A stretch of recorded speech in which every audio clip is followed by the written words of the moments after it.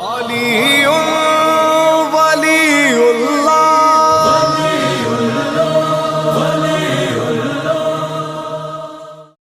بڑی بڑی یلغاریں ہیں اہل بیت علیہ السلام کے مکتب کے خلاف، اور دنیا اس بات کو سمجھ رہی ہے کہ اگر ان کو خطرہ ہے تو اہل بیت علیہ السلام کے ماننے والوں ہی سے خطرہ ہے۔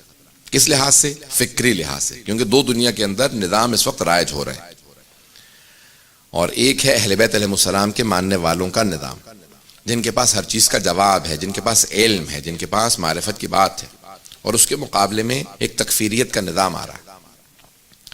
اسلام کا دشمن جو ہے وہ چاہتا ہے کہ تکفیری نظام کو تقویت کی جائے، ان کو رائج کیا جائے تاکہ لوگ اسلام سے دور ہو جائیں۔ دشمن کبھی نہیں چاہے گا کہ حقیقی چہرہ اسلام کا لوگوں کے سامنے آئے۔ جو اسلام دشمن ہے وہ نہیں چاہیں گے کہ اہل بیت علیہ السلام کے ماننے والوں کا صحیح چہرہ دنیا کے سامنے آئے۔ وہ چاہیں گے داعش کا ہی چہرہ آئے، وہ چاہیں گے کہ داعش کے نام سے ہی جو کچھ رائج ہو دنیا میں وہی اسلام کے طور پہ پیش کیا جائے۔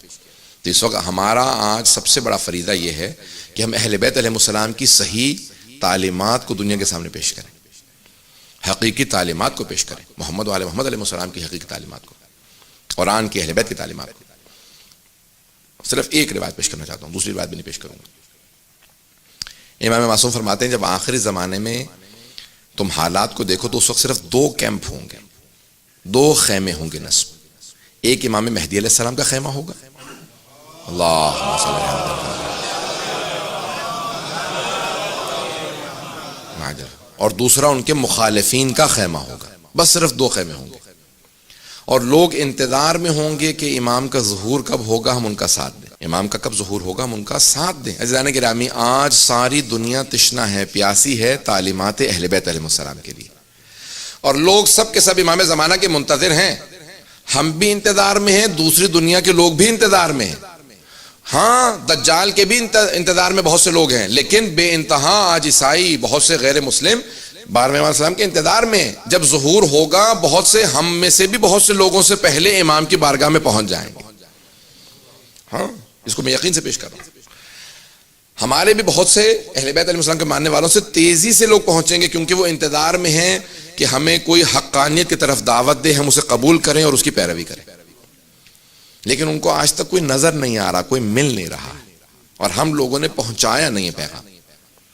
تو اس لیے لوگ جیسے ہی حدیث میں ہے کہ بہت سے لوگ 12ویں امام کو دیکھیں گے اور ایمان لے آئیں گے، صرف دیکھیں گے اور ایمان لے آئیں گے، اور اکثر لوگ کہیں گے اس کا چہرہ بتا رہا ہے کہ یہ جو کچھ کہہ رہا ہے وہ عقل کے عین مطابق ہے، اس کے چہرے پہ عصمت ہے۔ لوگ دیکھیں گے صرف۔ مرحوم اللہ بہجت انتقال سے پہلے ایک تقریر کی تھی جس کا بھی آج کل کلپ ہر جگہ چل رہا ہے۔ وہ کہتے ہیں کہ 12ویں امام اپنا تعارف کروائیں گے، دنیا کا کوئی ایسا آدمی نہیں ہوگا جو امام حسین کو نہ جانتا ہو، دنیا کا کوئی ایسا شخص نہیں ہوگا جو سید الشہداء کو نہ جانتا ہو۔ اور 12ویں امام آ کے اپنا تعارف کروائیں گے، الا یا اہل العالم، یہ نہیں کہیں گے اے شیعو، اے مؤمنو، الا یا اہل العالم، پورے دنیا میں بسنے والوں، عالم صرف دنیا ہی نہیں، اطلب بہجت کہتے ہیں کہ تمام عالمین کے لیے امام زمانہ اعلان کریں گے، ان جدی الحسین قتلوہ عدوانا، وہ جس کو بہت ہی ظلم و بربریت کے ساتھ شہید کیا گیا تھا وہ میرے جد حسین ابن علی تھے۔ یعنی کوئی ایسا آدمی نہیں ہوگا جس نے 12ویں امام کا، یعنی جس نے امام حسین علیہ السلام کا نام نہ سنا ہو۔ امام حسین کو ہر آدمی جانتا ہوگا، کربلا کا ہر آدمی نے تذکرہ سنا ہوگا۔ سنیں گے غور سے، سب کی توجہ میرے ساتھ۔ کہا سید الشہداء کو سب جانتے ہوں گے، اور 12ویں امام اپنا تعارف جناب ختم مرتبہ سے، جناب امیر سے، جناب سیدہ سے، امام حسن سے نہیں بلکہ 12ویں امام اپنا تعارف امام حسین سے کروائیں گے، کہ ہر آدمی امام حسین کو جانتا ہوگا اور یہ جانتا ہوگا کہ وہ مظلوم ہے۔ تو 12ویں امام کہیں گے ان جدی الحسین قتلوہ عدوانا، اور اس کے اندر مختلف الفاظ ہیں، 5 مرتبہ یہ اعلان کریں گے، ہر آدمی اپنی زبان میں اعلان سنے گا اور ہر آدمی اقرار کرے گا کہ ہاں اب یہ حق کی آواز بلند ہوئی۔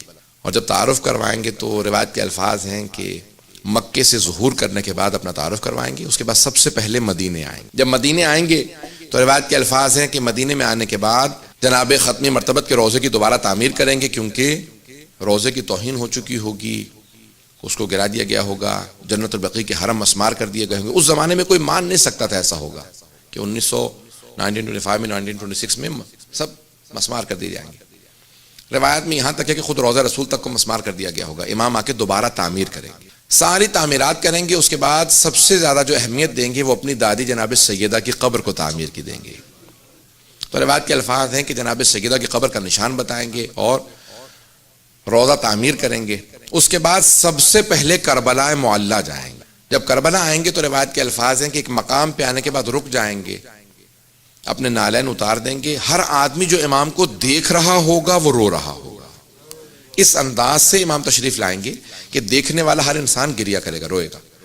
روایت کے الفاظ ہیں جب تشریف لائیں گے تو سب سے پہلے امام حسین کے حرم میں داخل ہوں گے.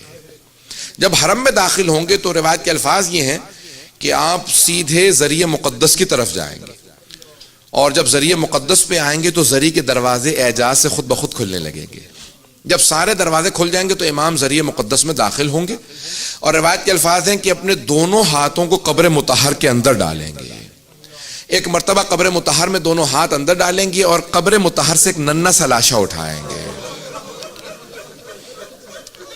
روایت کے الفاظ ہیں کہ 12ویں امام علیہ السلام جناب سید الشہداء کی قبر میں ہاتھ ڈال کے ایک ننھا سا لاشا اٹھائیں گے, اور اس لاشے کو اٹھانے کے بعد تمام مومنین کو دکھائیں گے اور ایک سوال کریں گے, رو کے ایک سوال کریں گے, مجھے بتاؤ اس بچے کا کیا جرم تھا, اس بچے کو کس جرم میں مارا گیا تھا. 12ویں امام علیہ السلام جناب علیہ السلام کا لاشا دکھا کے سوال کریں گے, کہیں گے بتاؤ اس بچے کو کس جرم میں مارا گیا تھا. پھر بہت زور سے سینے سے لگائیں گے, پیار کریں گے, کہیں گے کہ میرے جد نے اپنے بچے کو خود دفنایا تھا. اور پھر بھی لوگوں نے تیروں سے اس لاشے کو نکالا.